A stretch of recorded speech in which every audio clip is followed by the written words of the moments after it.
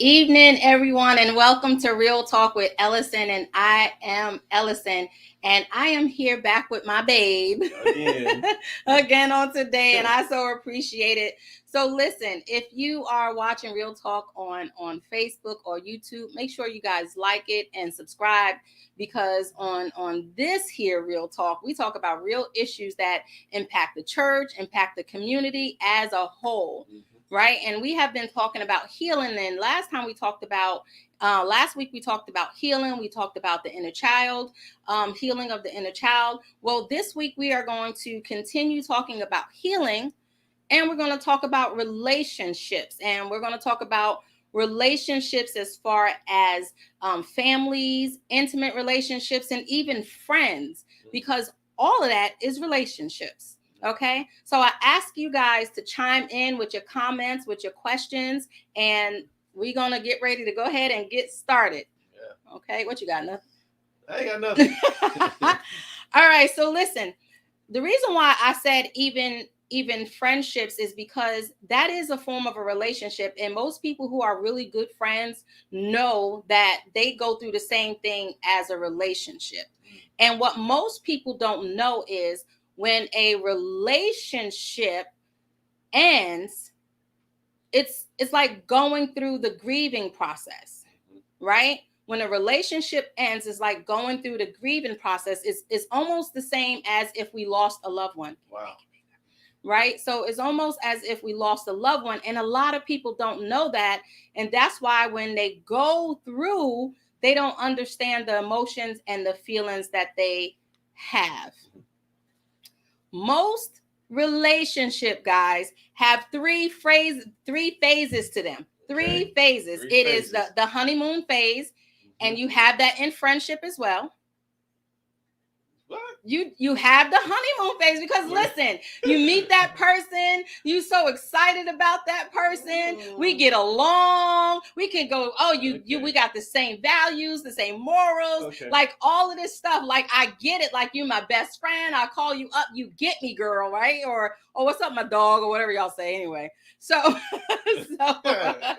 so that is the phase, and this is not for families, it's for friendships as well as intimate relationships, because we are happy that we met someone, because now that means I'm not alone anymore, right? I'm not alone anymore. That you can relate to, somebody that has the same interests that you have and you enjoy being around. Right. And right here, right, this is where we got to kind of be careful, because during this honeymoon phase, whether it's friends or even intimate partners, we have to understand, because sometimes they be like, oh, we just hit it off right away. We girls, we boys, and oh, I love him, he my person. They do everything right. Come on. That is a red flag. Nobody's perfect. Yeah. Nobody's perfect. No, and I think mainly those intimate relationships, if you're attracted to somebody, I think we always put our best. See, here's the thing. I think we always put our best face on. Mm-hmm. We want to show you the best part of us because we want you to like us. Yeah. I think being friends is a little different. Maybe you're showing your friend, like for me, you're my friend because you accept who I really am, who I'm really trying to be. No? Are you? Because listen, and you guys talk back to me. Are you? Because if I have a fear of rejection and a fear of abandonment, I'm going to now conform to what you do, what you think I should do, what we do. Now all of a sudden I'm liking everything you like. Now I have seen that. Yes. I've seen that. Right. Somebody gets a new friend, they pick up their sayings and do the stuff that they do. They get influenced by them. Yeah. But generally I'm just like, I don't know, man. Like if I don't go looking for a friend, or I'm trying to get you to be my friend. Mm-hmm. Like if I'm attracted to you, right, I pursued you. I came after you. Yes, you did. You know what I'm saying? Like I'm not coming after you to be my friend. If you're my friend, but if I'm lonely, if I have a fear of rejection, I am searching for someone to fill the void, somewhere to fill in. I'm gonna join a what do they call a fraternity? I'm going to join a sorority. I'm going to join this, and I'm going to join that, and I'm going to church hop because I don't fit in at this church, and I'm just looking for a place, right? So Okay. that's the first phase. And when we don't have to call it honeymoon phase, we can get to know you phase. How about that? Yeah.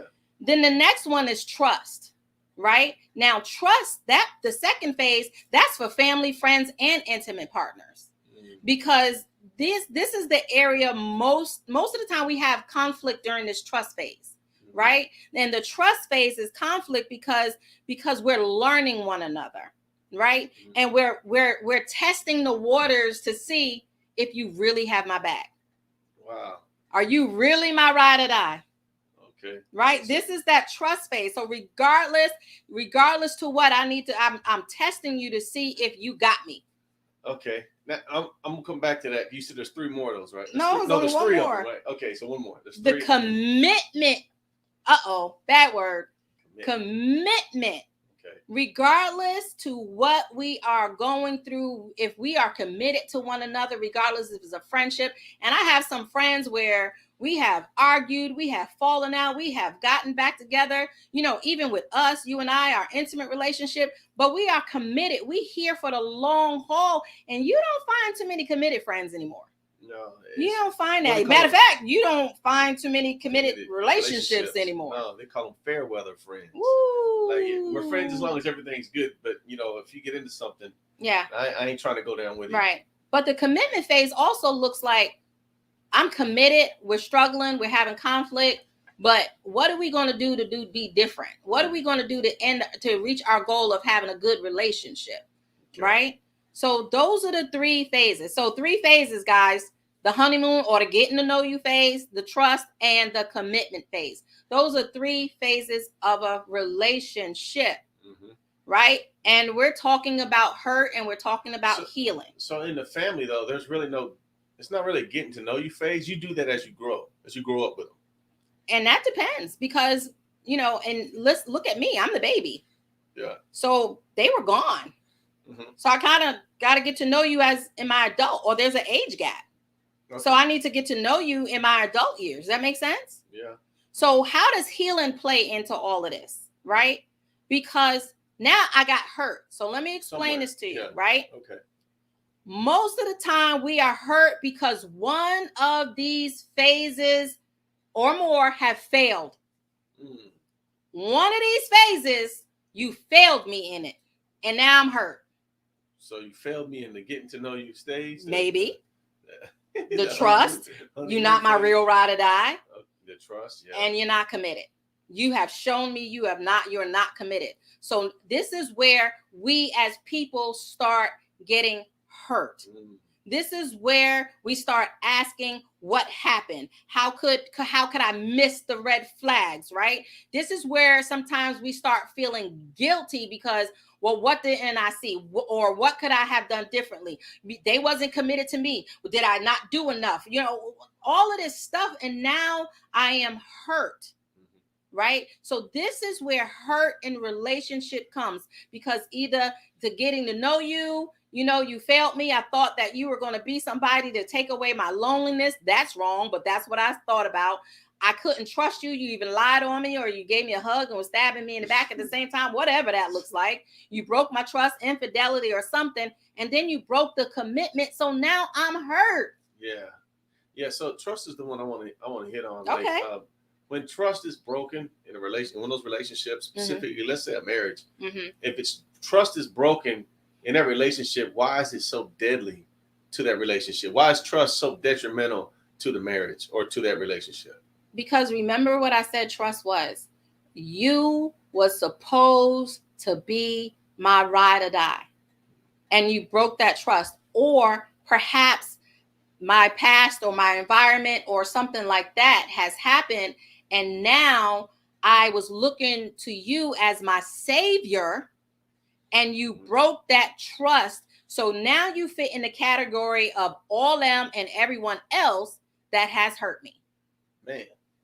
Okay. Look, Carolyn said, what do you do to try to regain or rebuild a relationship or rebuild a friendship when all 3 phases have been compromised? Woo! So all 3 phrases are, listen. Man, hold on. Look, So it says two things. Like it says that okay, maybe they didn't break them all three at the same time.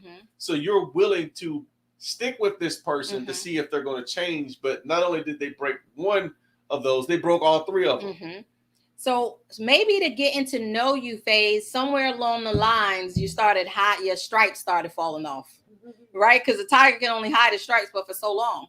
So now I'm starting to get to know. Okay, well, wait a minute. Now I'm starting to see these stripes. It's like what's going on? Because it don't happen Monday, Tuesday, Wednesday. It can happen over a course of months, a course of years. She said it's a process. It's a process of happening. Over a process, so. Time, yeah. So then my trust was broken, right? So now that my trust was broken, did I really know you? Now you start questioning yourself. Did I really know you? This is those red flags. How did I miss it? Right? And then what happened to the commitment? I thought we were committed to this. We said we were going to be friends through thick and thin. We said we were going to be together through thick and thin. And you violated all of the phases. So evidently, you're the only one still actually participating in the relationship. Yes. So her question was, how do you rebuild that or regain that? So she's talking about all three phases. All three. So let's start with, I guess, one at a time because I got a question about one of those. Okay. Well, let's start. Do you really want to get to know this person again? Because now it's like, how do I know you're going to reveal yourself to me? How do I know the true you? How do I know you're being honest this time? Or how about you got to start over again? You got to start because over. Maybe that's not the person you thought you knew. You got to find out who this person really is, and if that's somebody you want to be a friend with or in a relationship with. Okay, let me back up because first you got to get over the impact that it had on you.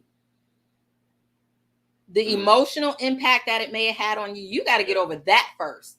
And if I can't get over that, then it is no reconciliation. I can't get over that. So I think that goes along with the second part of that. What I wanted to ask you, and that is, can trust be restored?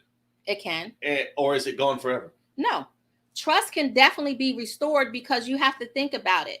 If I'm still displaying the same behaviors that I was before, it's going to be hard for me to trust you.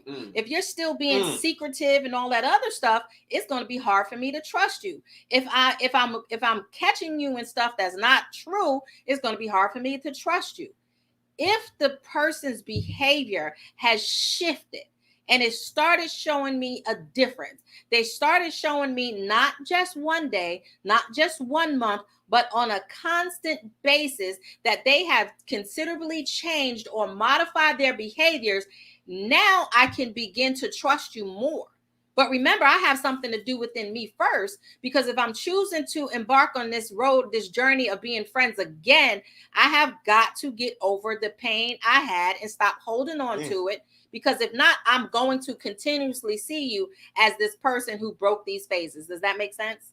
Yeah, and I think that goes to one aspect we talked about, I think last week, was talking about forgiveness before you can move back into that part of being able to learn to trust the individual. But you were saying that they have to show that they're not doing those behaviors again, or they're not acting a certain way. Or what about if they, it's not that they're not doing something, but what if they're not consistently doing what they said they would do? Right. Or what you agreed upon. Right. Because like if we don't really talk, or you never call me, and part of me building that trust is we got to talk, we got to communicate, but I'm the only one reaching out, even though you said you would. Yeah.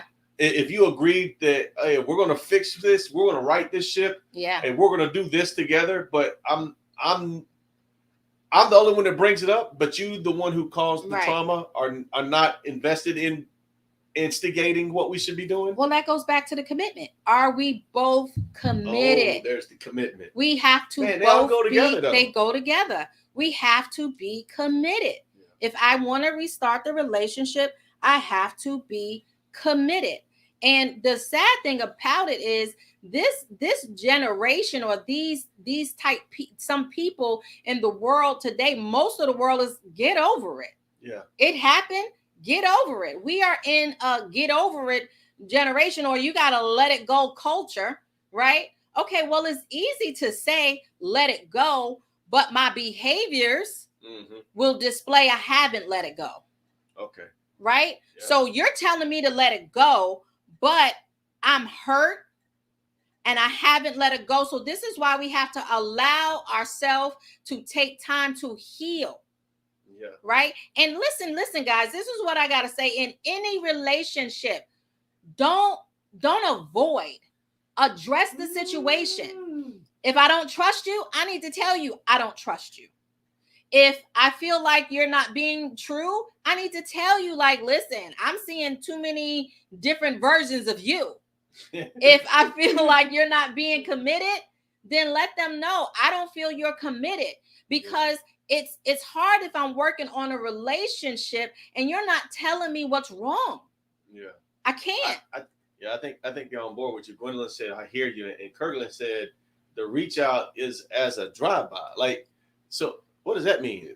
Like they're just reaching out as a drive, like it's just so I'm jumping in the car. Hey, I'm getting ready to go to the doctor. Just wanted to say hey, and I gotta admit, well, let me not admit that, but anyway, sometimes people do it if they really don't want to talk, or if they want to just say I'm putting a check in the box. So it's like, hey, that's one let of me those just things where call you're like, hey, how you doing? But I really don't care how you're doing. I'm just saying it because that's what you're supposed to say. Not necessarily I don't care how you're doing, but I don't have time for you. I can give you maybe 2-3 minutes.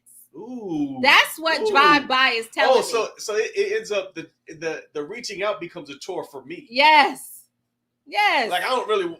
It's a chore for me, but I'm going to do it because that's what you need. Let me do what I gotta do to appease you. Man, man. You see, and that all goes to hurt. I've been there. We've had issues in our past. Yeah, and it's like, man, like it's like sticking needles in my eye. And it's like, okay, I'm gonna do this because this is what you need. I didn't really see the benefit in it. Mm-hmm. Yeah. But as we grew, I began to understand the importance of doing it. And so it became important to me. Yeah. And that's true. So you guys talk back to me. Man. Let me know about what past hurts you guys may experience, and chime in on that. So let me talk about the family. Jesus help. Listen. So when it comes to family, sometimes we don't heal because we're told, oh, it's family. That's just family. You just let family go. You just, whatever family do, it's okay. It's family. Like when I grew up, family was everything. Like it's family. We ride or die. We stick together. We fight together. All of that. That is family. Family hurt you. Don't apologize. Nothing. Make it seem like it's your fault. I'm hurt. And you won't even recognize I'm hurt. It's not right that just because your blood flows and we got the same blood, that you can do what you want to do to me and don't have to be accountable for it. Yeah, I think it just gets chalked up as, oh, that's cousin so-so or Uncle Steve, or that's just how they are. And we just accept it to fault because that's just family, in their blood. So they get a pass, but the issue never gets addressed. And so they get off because that's just them. But at the same time, we stay committed to them and won't let nobody else speak ill of them because that's family. We're supposed to ride or die with the family. But you walking around hurt. But you walk around hurt by the one that's in your family that you're protecting. Yes. Listen. Boundaries in every relationship. Friendship, family, and your intimate relationship. You have to have boundaries. Boundaries are to make sure people don't disturb your peace, right? And we have to have that. Boundaries in the family looks like, hey, okay, I'm the baby. I might be the baby, but I'm the grown baby. Respect me as the grown baby. Right? Respect me as the grown baby. Stop looking at me as that little child, because if you keep looking at me that way, you're going to treat me that way. So my boundary is respect me as the 52-year-old baby that I am, right? And that means I'm not going to let you talk to me in your kind of way, say anything you want to say to me, and do anything you want to say to me. And that's in all relationships. We should not allow any family, friends, or partners do whatever they want to do to us. Yeah. I think it's that whole dynamic when you're dealing with family that takes both sides to work it, because if you're the older one, you're like, hold on, hold on, Respect. I'm the oldest one. Like, you're not just gonna talk crazy to me. I changed your diapers, right? But we carry that on into adulthood. Like, I'm still changing your diapers, but we're both adults.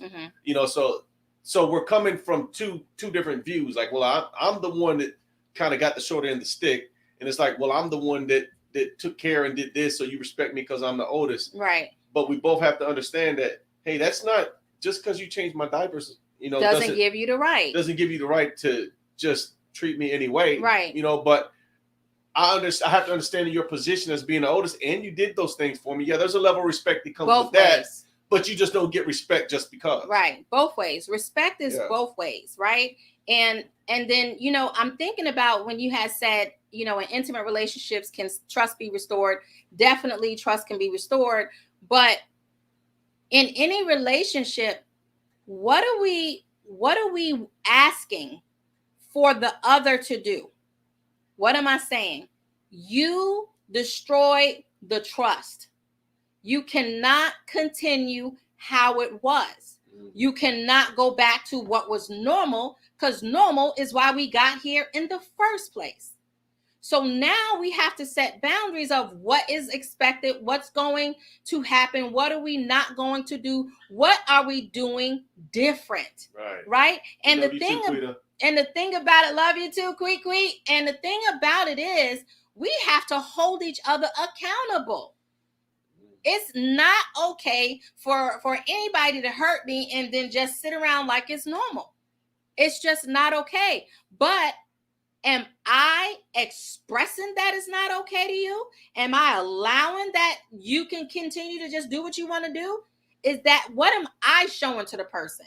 Yeah. That's important. And that's how you start the shift towards the healing, because I'm not going to accept this anymore. Yeah. What if everybody has a different view of what is a wrong or what you did to me. Now, I believe we should go by scripture and how we are to treat one another, right? But what if you come from a toxic relationship, or you come from a toxic past? And so how does a toxic past with those relationships, how does that affect your future relationships and how you view the person that you're with? Like, can you view them as attacking you more than they really are? Does that create problem where it seems like, this person here, but they're not really doing that? Yeah, you're creating an atmosphere because you haven't allowed yourself to heal. Most people go from relationship to relationship to relationship, and they haven't healed. So because I haven't healed from what Sam done or Sally has done, now I'm coming over here to Paulette or Paul, and I'm bringing the baggage from each of them into this relationship. And then when that doesn't work, I'm bringing the baggage, and it just continues. You're walking around with a whole mountain of trash that we haven't healed from. So guess what? Now I'm entering into this relationship, and man, he said that, and that's how so-and-so used to talk to me, and nobody's going to talk to me like that. Man, she displaying the behaviors what my first wife did, who cheated on me. Like, all of this stuff is because we haven't healed and got over that and moved on. And listen to what I'm about to say. Healing means identify your emotions. Identify your emotions. We can get angry and we can shut down, stonewall, whatever the word you want to use, right? Anger is a surface motion. Shutting down is an avoidance, right? The whole thing about it, if I remember correctly, psychologists say there are more than 35 ways to describe how you feel, and you gonna tell me I don't know? That wasn't on the list. We don't know. Yes, you do know how you feel. Are you willing? Am I worth you taking the time to think about it, articulate it, and say, you know what? I'm hurt. And I think we had that issue at one time. That's the hard thing. If you're not good at identifying how you feel, that's the trial. Is trying to figure out how you feel in order to identify those emotions. But I do agree. You got to be able to identify those emotions that are a result of the hurt that happened. Right? because at some point we got to be able to get past it, and that requires, we talked about forgiveness. It talks about forgiveness. Yes. I know Gwen said, she said, well, what if I don't want to forgive?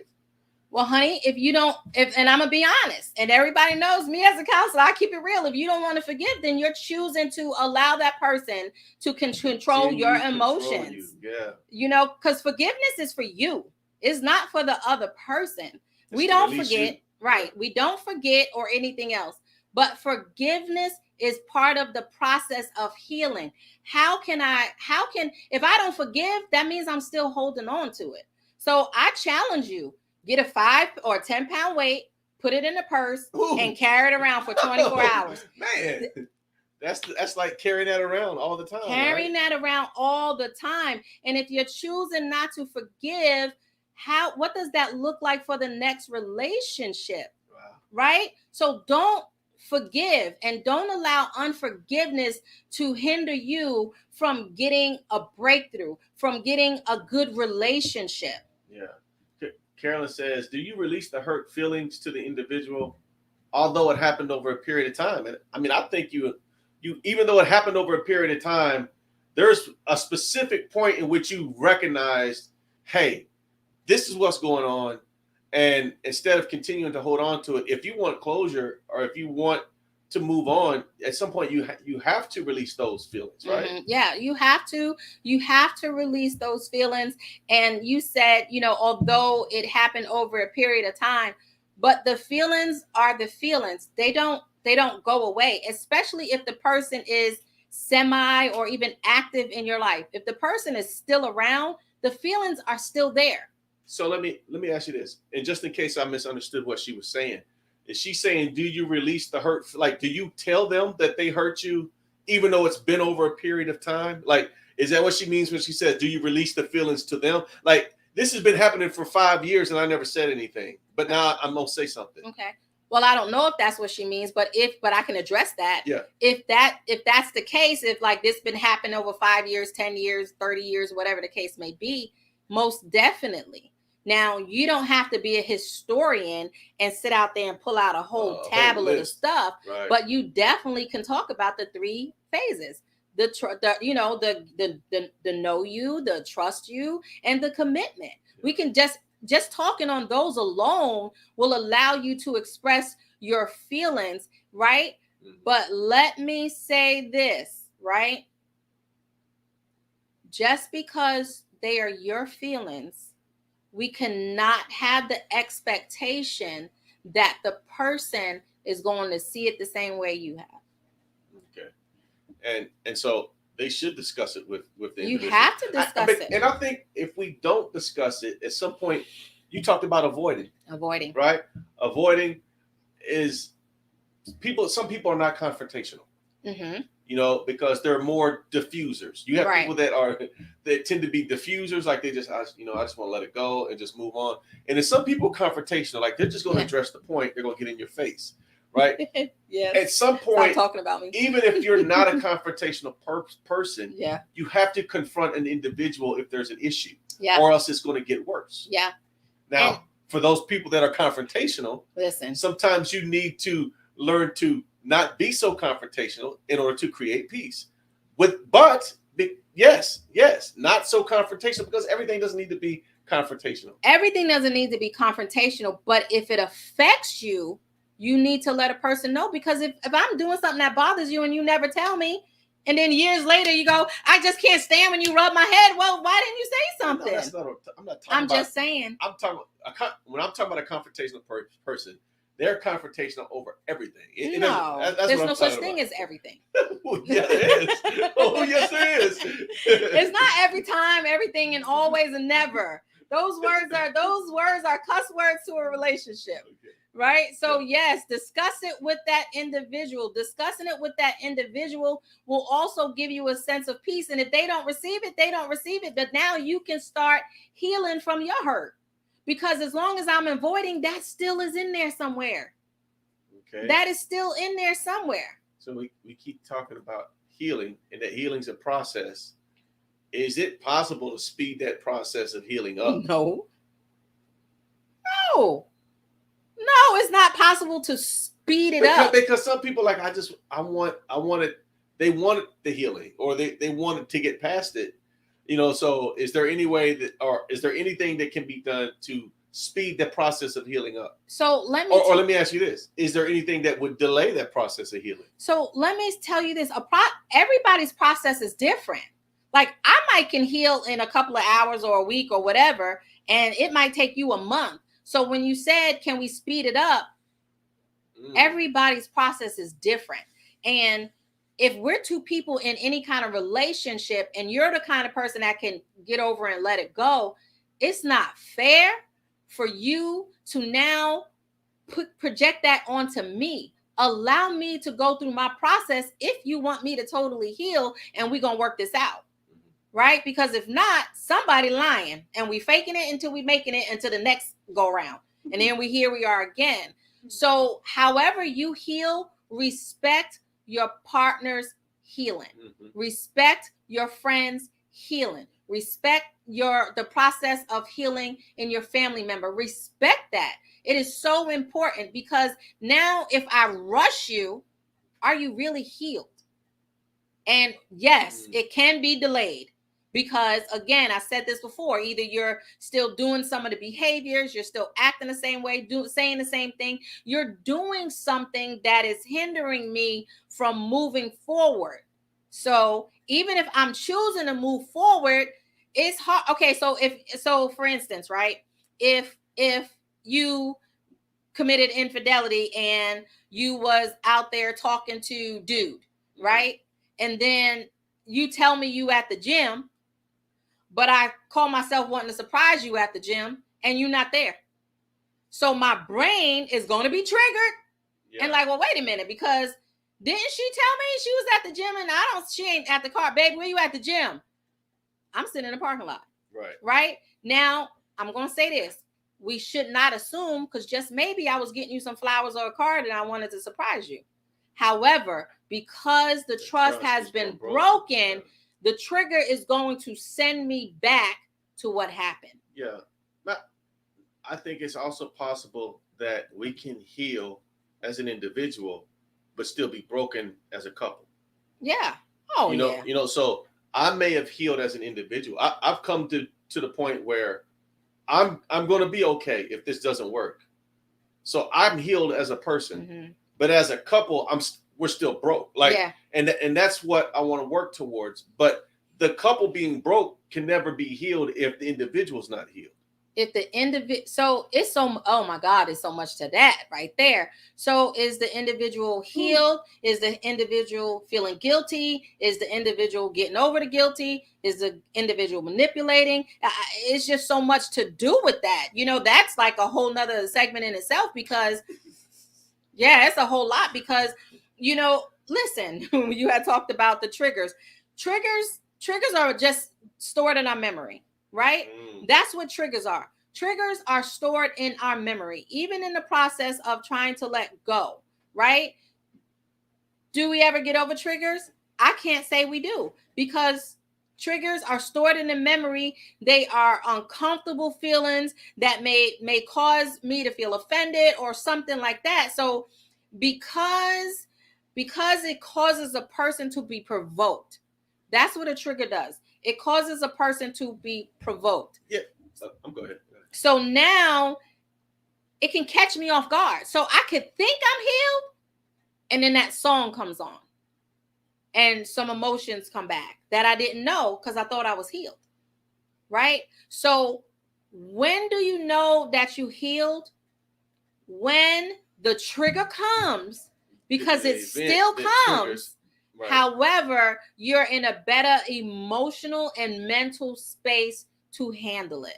That's good. Right? You no longer allow it to affect you. And let me speak for me. If a trigger comes for me, I'll go, "Woo, that's triggering me." I'll identify why it's triggering me, and I'll say, "I'm not there in that space anymore." Like, that's how I let it go. I allow myself to identify the trigger and allow myself to process it out.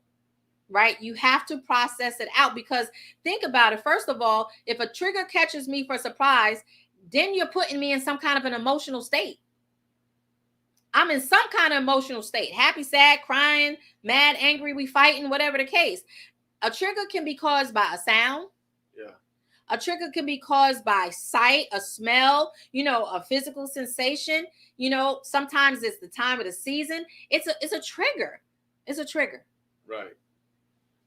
Can we work towards where those triggers are not as bad, or like, because you can expect, what triggers you. I think first you have to know what triggers you, and but you can't always predict when they happen. Can't always predict.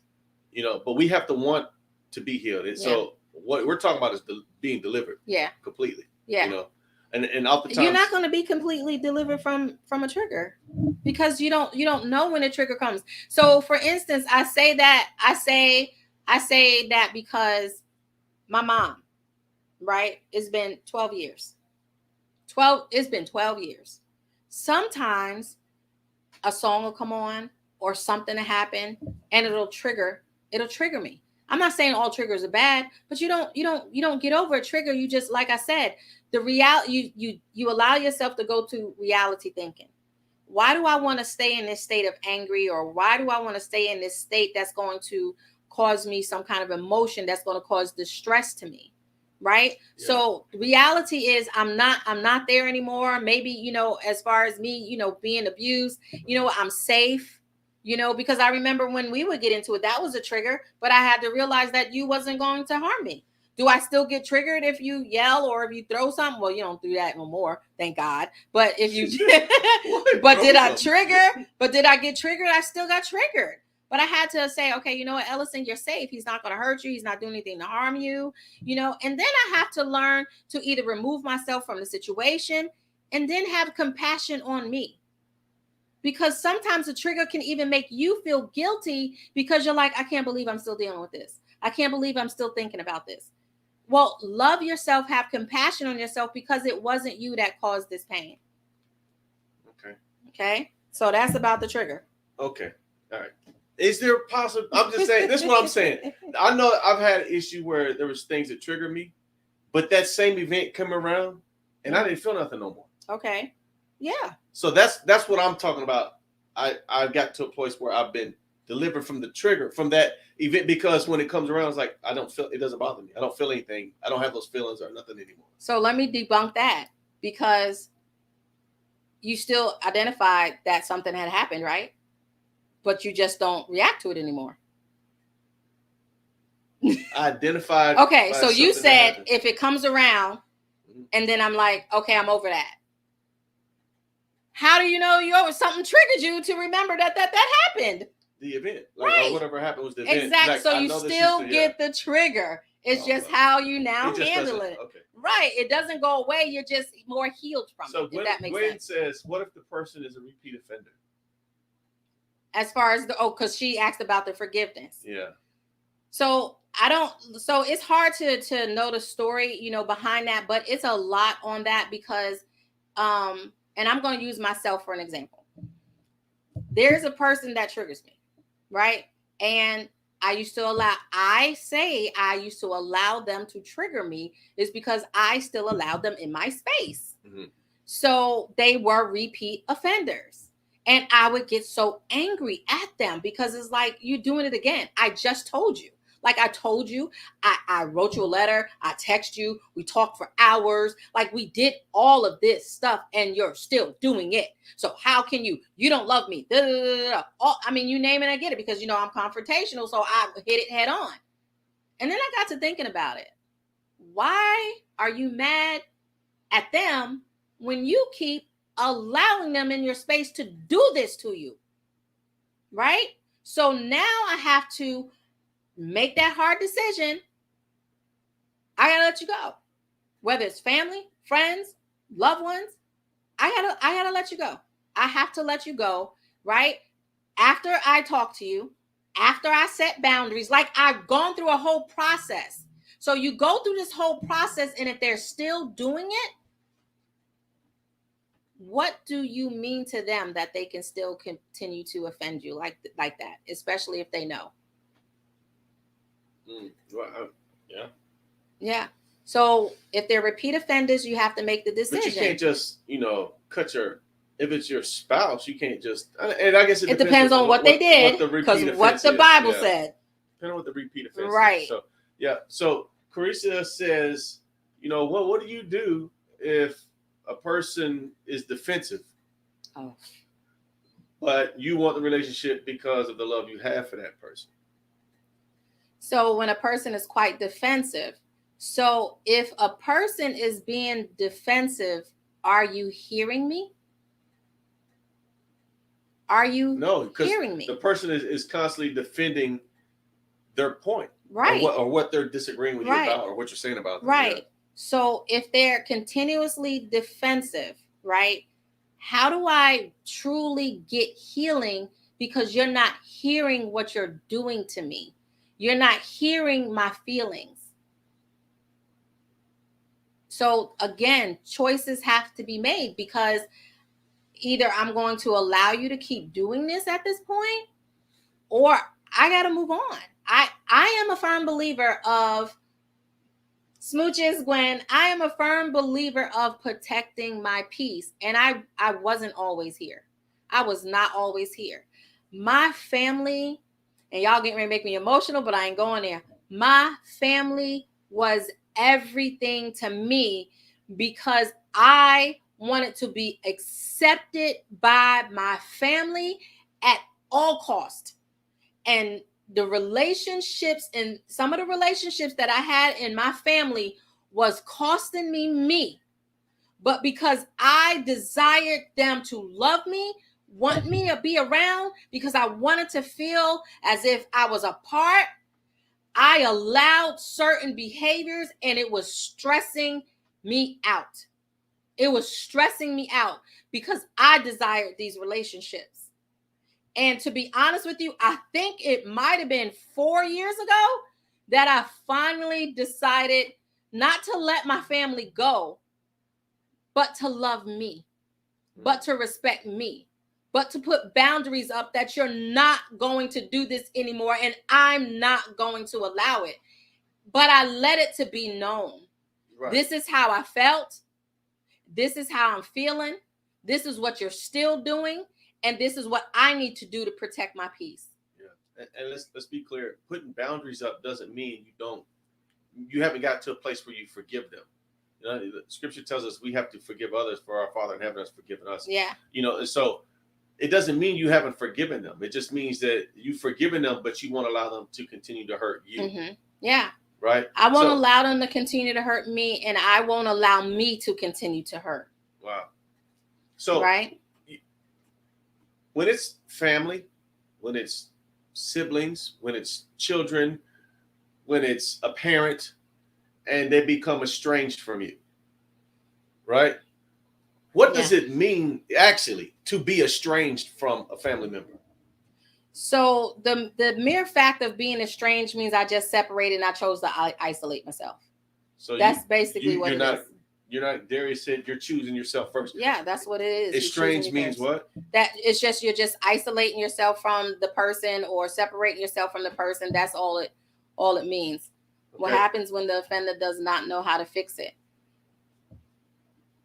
The first thing the offender needs to do is identify if they want to fix it. Because if you want to fix something, you're going to, if your car is broken, right? And you know that's your only vehicle to get to work, will you not YouTube? Will you not Google? Will you not go to AutoZone? Will you not do whatever it takes for you to get the knowledge to know how to fix it? You'll figure it out. So if in a relationship I'm hurting you, or I have hurt you, and I don't know what to do, I need to pull on my resources. What does it say? Google is not always the answer, but what am I willing to do to get the answer? Depending on the defense, you might have to go to counseling. Depending on the offense, you might have to, go and get checked into, an alcohol facility, an inpatient or something, because you could be an alcoholic. I mean, that's all part of an offense. But what do you want to fix it, right? And then guess what? If the person is allowing you to continue on with this behavior, why fix it? Why fix it? Like, yeah. We cool. It'll be over in a little bit. We're just gonna let it go. Keep doing it. Yeah. So You said something about Yeah, because estranged, but do you know that 1 out of every 5 families, there's somebody estranged from the family? That's what one out of statistics what? say. 1 out of 5, there's somebody estranged from the family. And first of all, families, not all families, but some families, they don't interact anymore. Oh, Christmas is not that serious. Thanksgiving is not that serious. Yeah, yeah. Birthdays is over the top. It don't matter no more. But back when I was growing up, regardless to how dysfunctional it was, we still did all of that. We still did all of that. We talked. Now everything's a text message, or I'm gonna block you because you ain't saying what I want you to say. We don't have that social relationship. We didn't build the commitment and then as families anymore. So now I feel like, you know what? This relationship ain't working out. Deuces, I'm out. That's not what it is. If we're in a relationship and we love one another, we need to figure out how can we fix this, right? But if I'm selfish and you're not conforming to what I want you to say, I'm out too. So what if the estranged person, right, is thinking they're setting boundaries, Well, and they're saying I gotta protect me, mm-hmm. so I'm pulling away. Right. Well, that's easy. Did they express that? Mm. Because if you're setting boundaries and you're expressing that, then that's for the other person to respect your boundaries, and we still could come together as a family or friend or relationship. To be some type of communication. Yeah, right? It's got to be communication. But if you just choose to bounce and be estranged, then it's hard to reconnect with someone who chooses to isolate and cut off all communion. How does that affect the family when somebody pulls away? So and if I can be again transparent, I didn't understand what estranged means. It's like, what? How you estranged? How you not talking to your mom or your dad or whatever. But in all honesty, we now have, a child who's estranged from us. And at first it hurt. It was causing me stress, everything else. But then that's when I or whoever else have to self-examine. And this is in any relationship. Self-examine yourself. What did you do? What was your role in the relationship, right? And then you gotta and even if you didn't do anything wrong, it's still good for you to assess your own self, right? Because most of the time when exchange happens, it's some kind of shameful event or something that happens. Not all the time, but a lot of the times, right? And then you'll experience guilt, like, and a guilt. And then you'll try to reach out and you'll try to do stuff. But all that is allowing the person to do is basically have control over you now, because you'll keep doing it at all costs, even if I'm telling you to kiss my butt. So the thing you have to do is examine your own self, take responsibility for your own actions. And in most relationships, the offender does not want to take responsibility for their actions. They just don't. It's your fault. It's your fault that I no longer talk to the family. It's your fault that I went out there and sold myself or whatever. It's your fault that I went out there and committed infidelity. It's your fault. You don't want to take responsibility.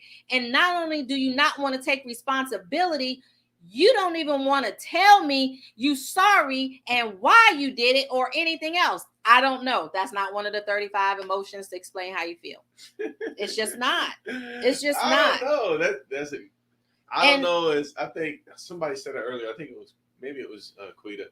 I don't know is a way like a cop out, a way to get out of addressing what's going on. But it is. Yeah, it is to some degree. It is because period. Maybe you don't really know, but so then what you gonna do differently to find out what you know? Because you feel something. I think it depends. Like when you say I don't know, I think it depends on what we're talking about. Like, okay, you know what you did. Okay, right? If it's like, well, how do you feel? I might not know how I feel in that instance. Okay, because I might not know how I feel about maybe trying to address certain emotions. But if you're saying you know what you did, when you talk about I don't know, right? But oftentimes when you get I don't know, is somebody's asking why did you do it? I don't know. But you do know. Like so everybody knows why we do stuff. So why do you think it's not ever expressed? Because they don't want to examine themselves. When we say I don't know, it's because we are choosing to not examine ourselves.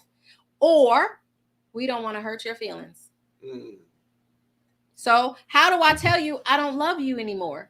How do I tell you I don't like you anymore? How do I tell you that? So I don't know. Man. How do I tell you that? This is all think? part. This is, listen. What y'all think? It is real. It is real. Talk back to me. And the thing about it in relationships, if barriers are not removed, we can't mend. If we don't mend, we don't heal that relationship. So what is the barriers? Carisha said something, defensiveness is a barrier. That's a barrier, right? You're not listening. That's a barrier. You're not respecting my opinion, my perspective. That's a barrier. You're not telling me how you feel. That's a barrier. All of those are barriers. If we don't remove the barriers in relationships, how do we move forward? Not talking about it is a barrier. It's a barrier. We have to address these issues. It's not being confrontational. It is addressing the issue. Amen? I'm saying amen. Yeah. Carolyn says, what happens if you really, truly don't know him? Maybe you don't really know. And that goes back to what I was saying. Maybe you just don't know. How do I sit here and as a counselor, right? How do I sit here and think about something if I'm the offender, and say, I don't know? There is something that comes. Listen, your mind goes 24 hours a day. There's something that comes to your mind. So I don't know is a lie. I think it goes back to what you said earlier. They don't want to examine themselves, which I think that's less of the issue. I think it's they don't want to hurt your feelings. Maybe they don't really want to tell you why. And maybe they don't want to deal with the ramifications of telling you why. Like if I gotta tell you how I really feel, it's gonna be some problem. Wait a minute. Pause. You don't want to deal with the ramifications of how I feel, but I gotta deal with the ramifications of your consequences that hurt me? Come on. No, and no. If I got to deal, listen. If somebody does something to you, now I'm dealing with the consequences of what you did. So you mean to tell me you don't want to hear what I got to say? Come on. Nope.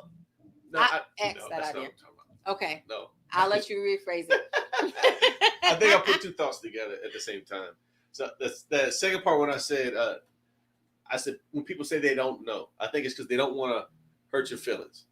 Right? Yes. That's what I was saying. Mm-hmm. And you were saying no to what? When I said because maybe they don't want to hear what they don't tell you everything. That's the second part I said. They don't tell you how they really feel because they don't want to deal with the ramifications. So I wasn't dealing with after I did something to you. Okay. And I'm dealing with, in the context of communication. Okay. And you're saying, hey, we got to put barriers up or you have to address the situation. Okay. Maybe I don't tell you how I really feel because I don't want to deal with what's going to happen when I tell you I don't like what you're doing. Okay. Because some people go off the rails when you tell them about themselves. And I agree. Then we just going to keep staying right here. Because how do we heal something and it's broken and we don't talk about it? So we're going to continue on this cycle. We're just going to stay here. We're choosing to stay here. Right? Yeah. Yeah. So that's what it is. I agree with that. Yeah. I totally agree with that. But how do we get past the person? How does the person get past worrying about, oh my gosh, if I say this, I got to deal with this face, this voice, this mouth. I got to deal with that. Okay. That's the barrier for them. Right. When it comes to opening up about how they feel. Right. How do you get a person past that? So now my question again is, do you want different? If I want different, then I'm gonna go through with different. And if you give me all of what you just said back, then I need to say, baby, listen, I'm coming to you because things are broken. I'm coming to you because we're hurting. I'm coming to you because the relationship is hemorrhaging. But when you respond to me like that, it doesn't allow me to open up my feelings. It doesn't allow me to express what I really want to say. It makes me shut down. You have to get that through to that person.